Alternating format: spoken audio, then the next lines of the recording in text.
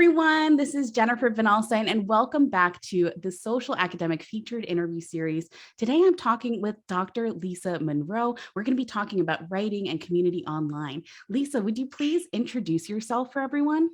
Hello. So I'm so excited to be here and thanks so much for inviting me to do this.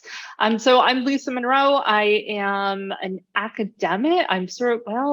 It's complicated. You know how Facebook used to have those options, like it's complicated. It's still complicated. But I am a historian. I have a PhD from University of Arizona. And now I'm doing writing support for people, for other academics, because frequently they are not getting that kind of help and support through their institutions.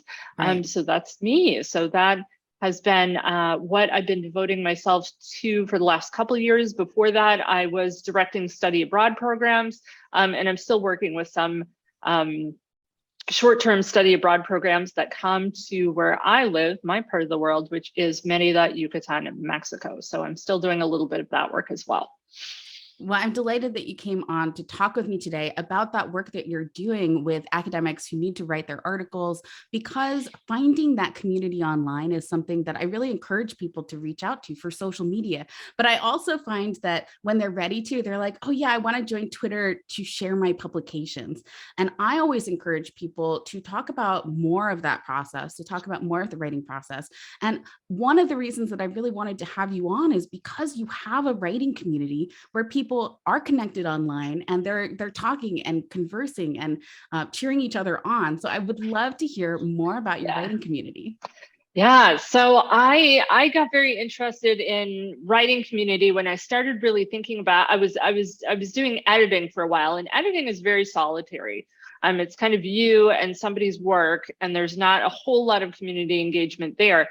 But I started shifting more towards how do people get writing done? And I found that was really where people needed help, because what I had originally envisioned was that people were going to be I would in my dreams, I thought I would be giving people advice about the passive voice and how to use better I thought I would be doing that kind of work. And as it turns out, what people really needed, they needed to feel better about themselves as writers and as people. That's what they really needed to do their best work. And frequently, when they didn't feel very good about themselves as writers and as people, their writing output, their productivity absolutely ground to a halt. And so when people stop writing, frequently what happens is they start getting caught in these cycles of shame and fear. And it's very hard to get going again, because the less you write, the more shame you have about the fact that you're not writing. And then you feel horrible and guilty. And then you have a lot of fear about starting writing again. So you don't do writing. So now you're just circling back and forth and back and forth. It's it's a really crappy cycle. And people feel a lot of shame around that. And when they start feeling a lot of shame around that, the first thing that usually goes is they stop talking to people about that struggle. And it's who do you really talk to in your life about your writing struggles? Frequently, people have partners who might not be academics, so maybe they don't understand. Maybe, you can't, your colleagues have their own writing struggles, are they going to listen to yours? Maybe they will, maybe they won't. It's there's very precious few spaces where people can really talk about their writing struggles, and how much, and dealing with issues of shame and issues of fear, and how those things have impacted their writing processes. And so my thing is, well, let's talk about it. Let's talk about your shame around writing, and let's talk about my shame around writing, and together, it's kind of okay. If I'm experiencing what you're experiencing, and we can kind of see each other, maybe we're in different boats, but we can see each other, all of a sudden, people feel less alone. Oh, you're struggling too. I'm struggling. Wow. It seems like this is a common thing, and people start feeling less alone. People start talking more about their experience, and it helps people to get going. So I always encourage, so I'm very interested in creating those kinds of spaces where people can talk about their writing, where they can get out of these shame and fear cycles, and they can start working towards what I would consider sustainable and joyful writing practices. Thank you for sharing that. It sounds like you really wanted to create a kind of safe space where that conversation could be open. Now, why did you choose to have a private community and not put it on like Facebook, which is what a lot of people choose? Oh my God. I have complicated feelings about Facebook too.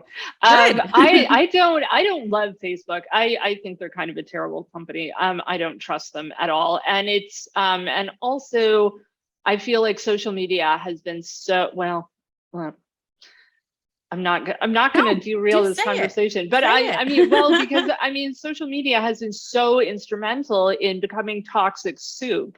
I mean, Mm, there's so much toxicity on social media right now. There is so much disinformation, misinformation. yes. There is all kinds of really, and then Facebook has, I mean, not been a good corporate citizen. Their whole business model is based on selling your data, and I really felt uncomfortable with that.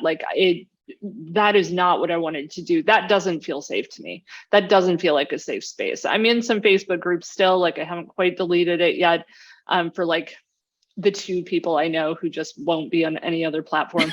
And I love those people. I really do. But get a different platform. Um, but I really feel even in the Facebook groups I'm in, like I always feel like, people are watching you, people are spying, and it's like, is this really private? Like, is somebody, who can see this? Like, we're not, oh crap, my privacy settings were wrong. And now it's all over the internet. It doesn't feel safe. And then, yeah, I mean, Facebook sells, I mean, there's been some recent stories in the news about Facebook selling some very personal information about its users. And I think that's awful. So And I didn't want, Facebook, sorry, just to interrupt, oh, Facebook please go. sharing some very personal information, including direct messages, like what people think Yes, of as private conversations with legal authorities. And I think that's really yes. important to be aware of. I mean, if you're on Facebook, thinking about your privacy and how your comfort level is with that is super important. So I Yes, am glad you absolutely. brought that up, Lisa. Okay, good. I Yeah. was hoping that wasn't like a total No, no, total no, no. derailment. Because I mean, I think it's different. Like Twitter, right? Anything you put out there is public. And Mhm, you know right. that. You're like, okay, I'm gonna put this out to the world. Everybody and their dog can see it. And you know that. And so like that really, I think, conditions like what you share. I mean, I know very few, I mean, some people are out there pouring their heart out, but most people feel like Facebook is maybe the place to do that because people have Mm, these ideas that that is a private space and it's not.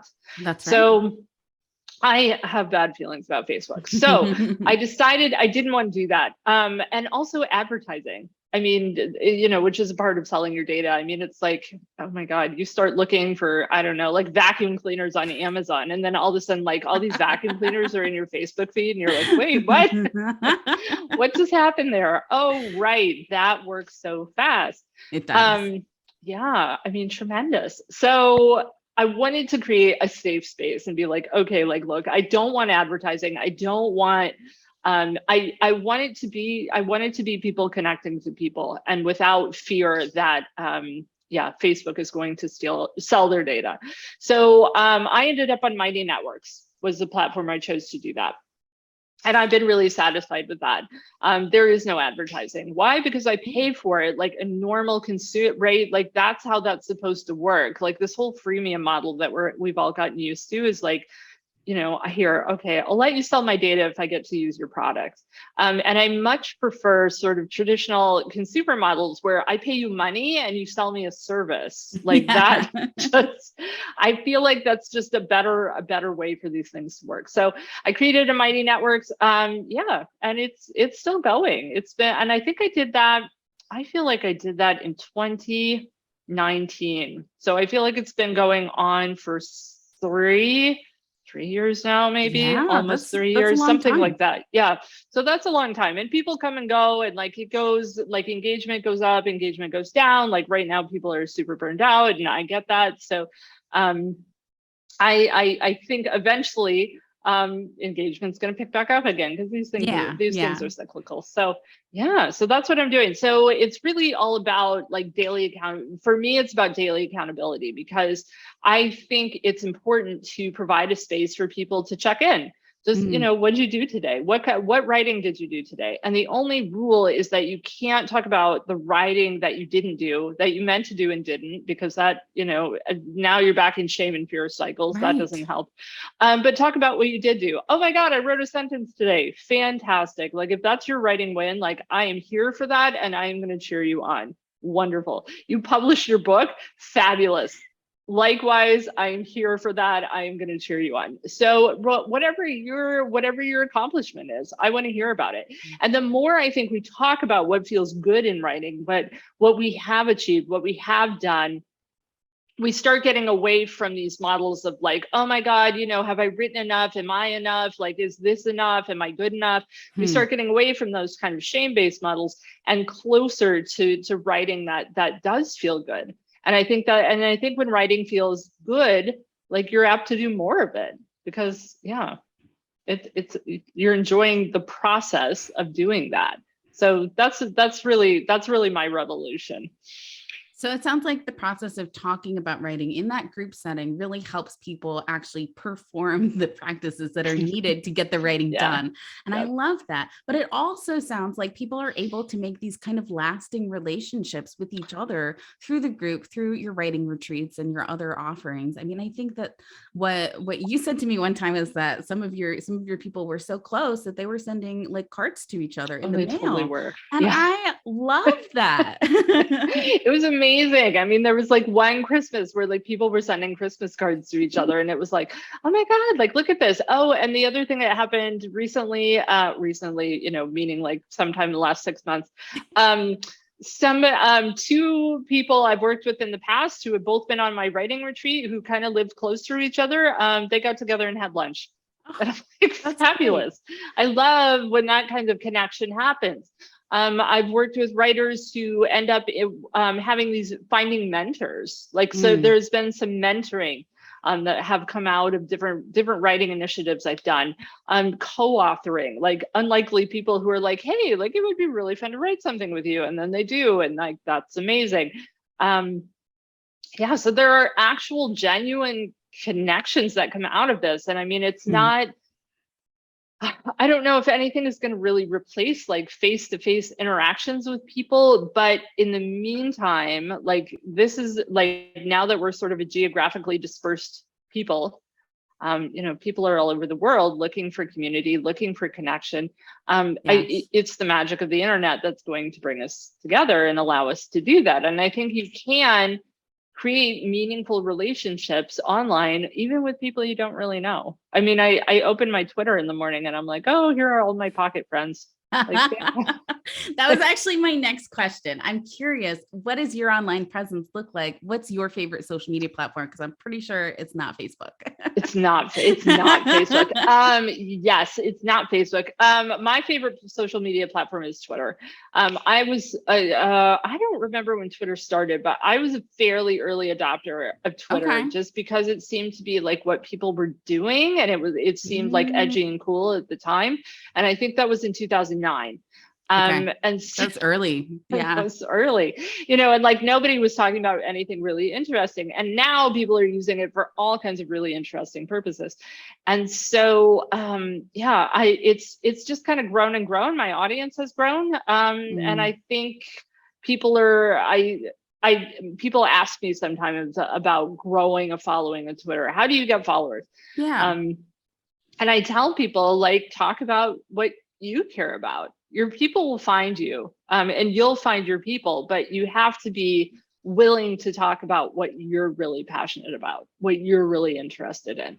I mean, there are some people who are like I hear people be really dismissive of Twitter, like, oh, it's all about like what people had on their bagels.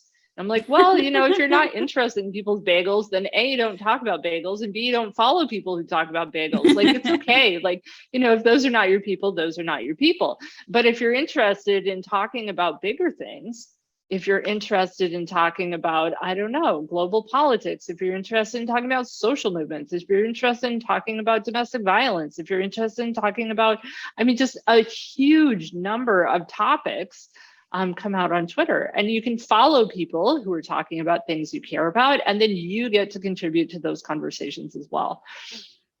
You've been on Twitter for so long that you've really seen that kind of evolution over time. You've seen these kind of conversations develop and participated in them yourself. You also start conversations about somewhat controversial topics. I know adoption is very important to you, something you talk about on Twitter prolifically. And it's important to me as well. We are both adoptees. And so this is one thing that I wanted to talk with you about today.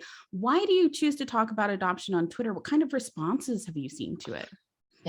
Yeah, that's sort of it's like everybody has to have an unpopular opinion. And these are my unpopular opinions. I was very interested in talking about that more because I didn't have people in my immediate circles, like my actual physical circles, who were talking about that. And it was very isolating. And there's something very powerful about finding people who are having those same conversations. So when I started feeling like I was like shouting I was like this lone person having these thoughts, I was like, oh my God, like who else is having these thoughts? Oh, wow, like there's a bunch of people on Twitter having these thoughts. TikTok also is having a moment in terms of adoptees talking about their experiences. I am not a TikTok adopter yet. I feel like I'm too old. I don't think that's true. Like, I'm not on TikTok either. So. I know, like it's like, you know, and people are like, oh my God, but the cat videos are really good. I'm like, okay, well, maybe I'll be there someday. But yeah, so I talk about adoption a lot because I want people to know that it's more complicated than people think. And very few people have really heard you know, people oftentimes think about it as an unqualified social good. People kind of uncritically think like, oh, well, you know, it's kind of a win-win-win for everybody. And I want people to know it's more complicated than that there are some real things that we should think about. And adoption intersects with everything, absolutely everything. It intersects with race, class, gender, disability, sexuality, indigenous rights, like it intersects with everything. I mean, there's a huge case that's going up to the Supreme Court about whether the Indian Child Welfare Act should still stand.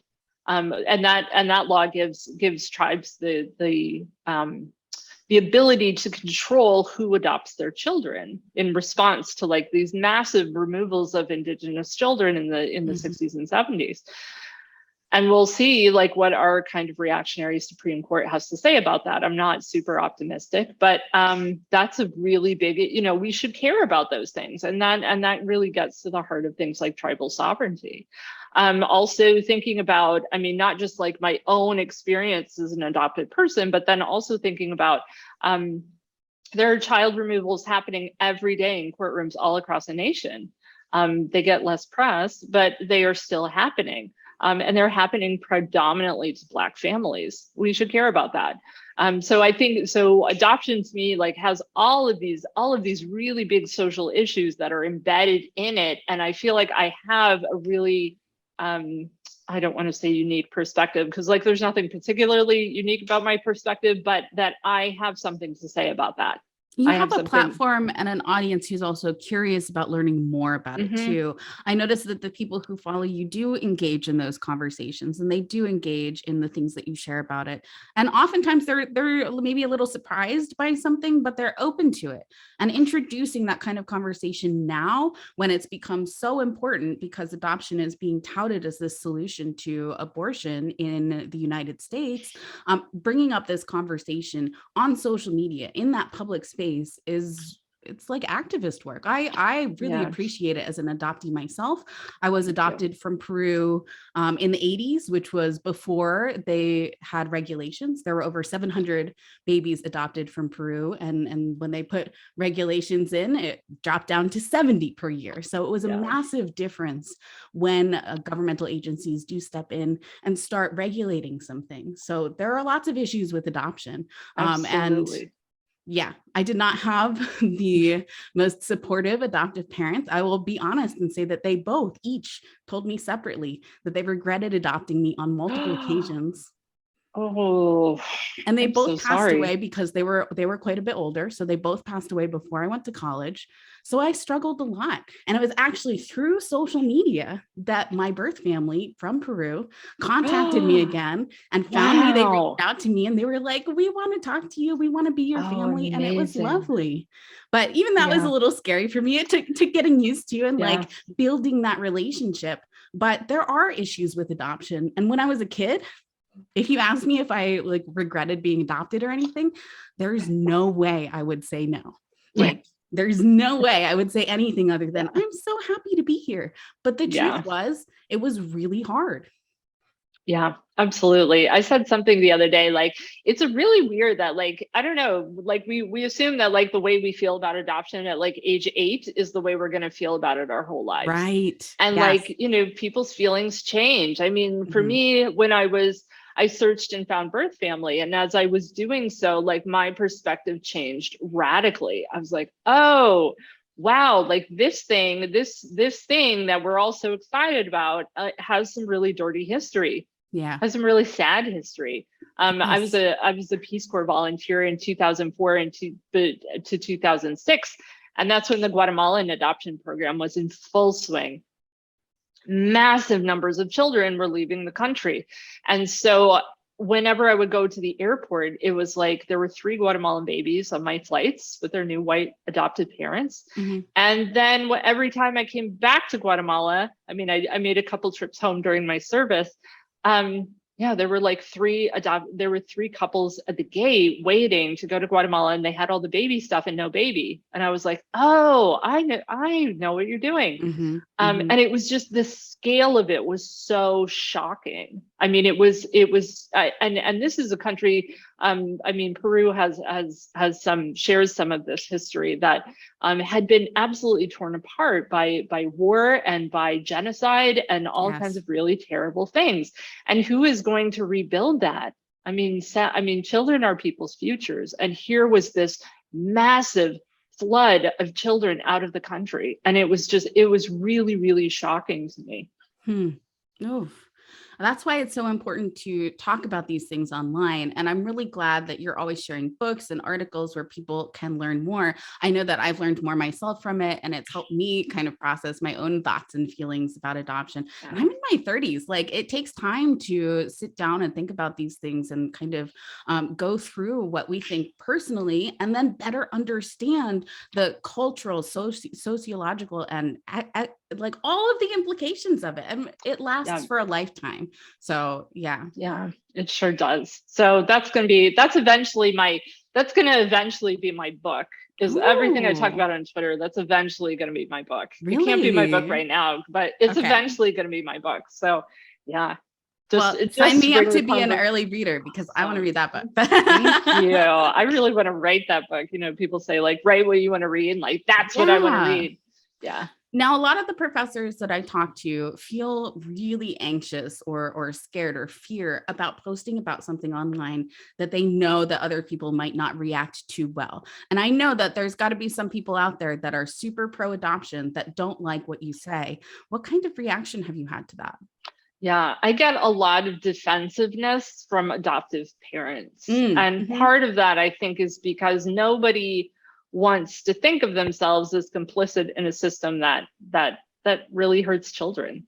right. No, none of us want to be a part of that. And yet we're all kind of implicated in that. I often say we're all part of that because we're always creating ideas about families, about children, about who gets to have children, who doesn't get to have children, who should have children and who shouldn't, and why and how. And so we're all kind of participating in creating those ideas.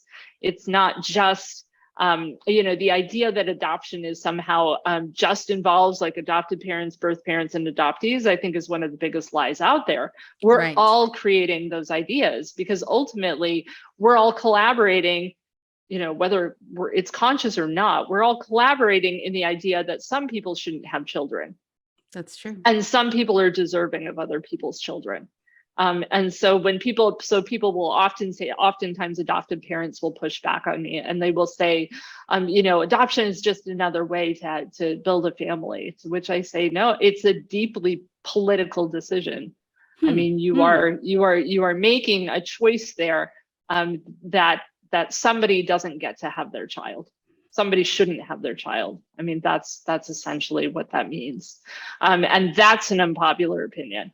And so I do a lot of muting, because people get nasty. So I do a lot of muting, okay, you can still follow me and learn, but I'm not going to engage with that. I'm not interested in that. I do a lot of blocking if people are really obnoxious, but I hope people keep following and keep thinking, because I think eventually, because a lot of people have told me like, wow, I was really kind of resistant to what you said at first. It didn't make sense to me. I didn't understand.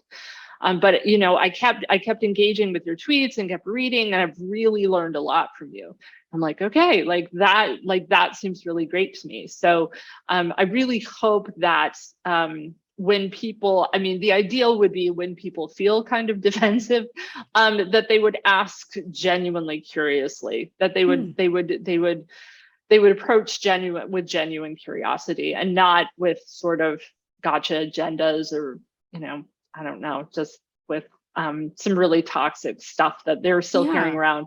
A lot of adopted parents are dealing with their own traumas. A lot of people, I'm, at least in my circle, we often say, adoption cures childlessness, but it's not going to cure infertility. It's not the same to have somebody else's child. It's not the same to raise somebody else's child. That can't fix that very deep grief, when having your own child doesn't work out for you, and that is very sad. And but having somebody else's child doesn't fix that either. And I think a lot of adopted people feel like they were adopted to fix those problems. And it never really works for either adoptive parents or adoptees to be emotional airbags. So, yeah. Okay, so it sounds like you do get negative reactions. For most of them, you mute people because you just don't want to see that, but they're welcome to still follow you and engage in your tweets. For other people, you do block them because it's a way to protect yourself and your audience, but that you do respond to questions. I love that. You do respond to people who are genuinely curious and want to engage in a conversation. Yep, exactly. Like I said to somebody said to me the other day, like, oh my gosh, but what could be so wrong about giving a child a loving home? And I was like, okay, well, let's think about this. Let's start thinking about this a little bit critically.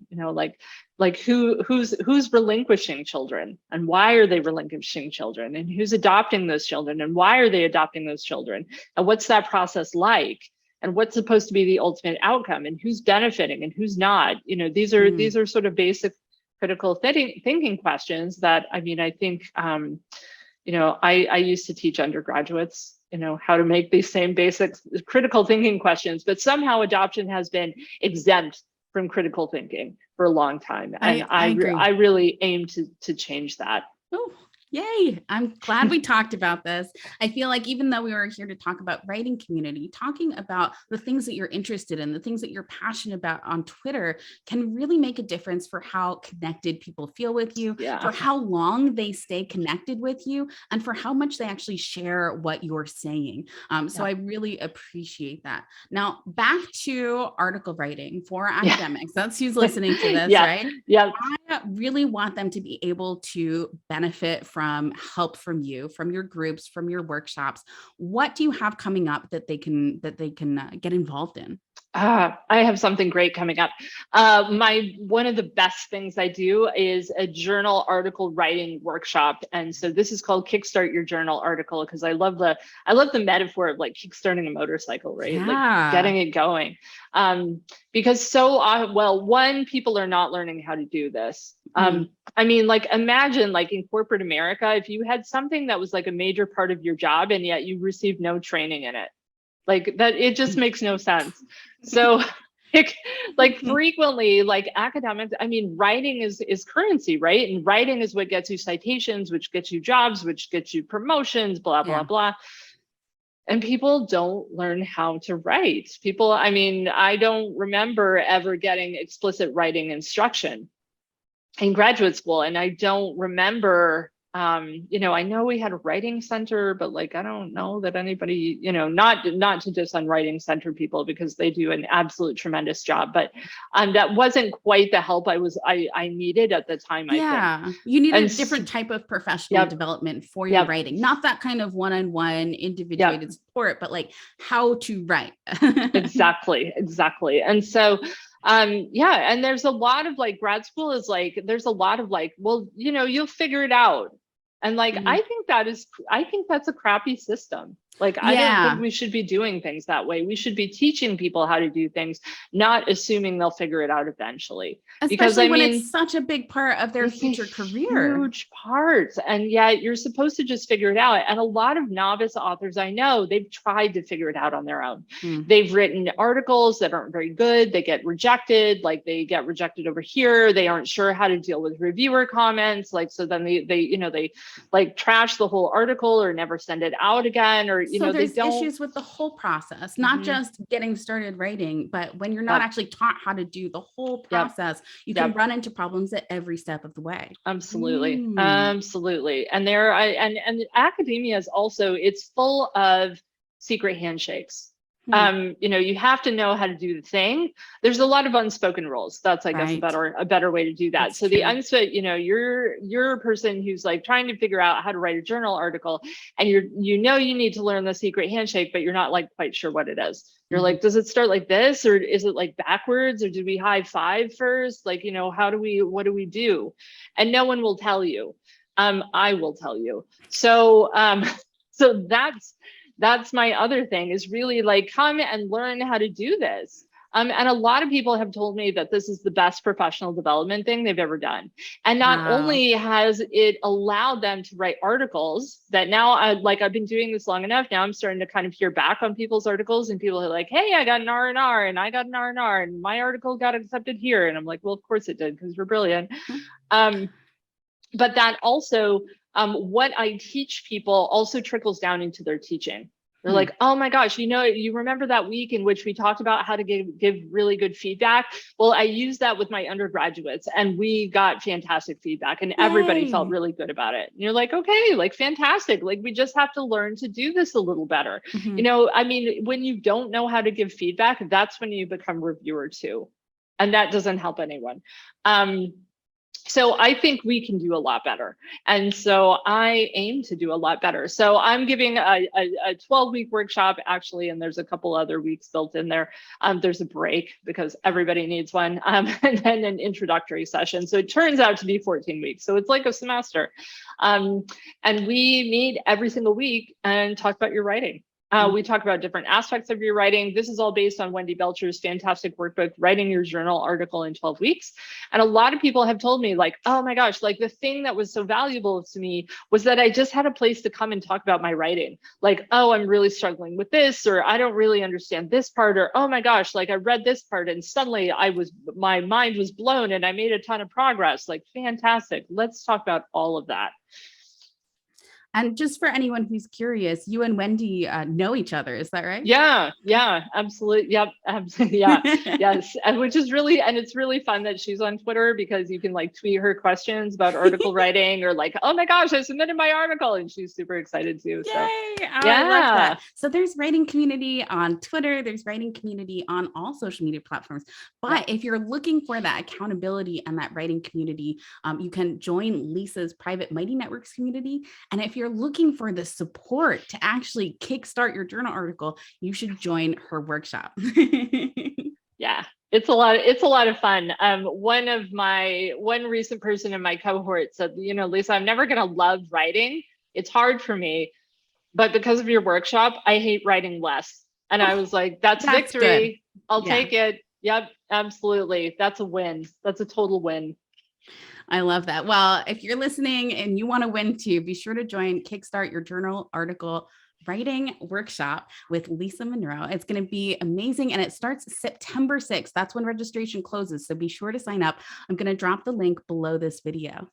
Now, Lisa, for people who want to get in touch with you, who would like to follow you on social media, how should they do that? Yeah, I am. I'm kind of email averse. I'm like poor. I'm like the adult who doesn't know how to email. Hit me up on Twitter. That's the absolute fastest way to get a response from me. If I could just tweet everyone who wants to email me, it would be amazing. So I'm on Twitter. I'm at LLMUNRO. Great. And your website address? Is Lisa Monroe, and the last name is MUNRO.net.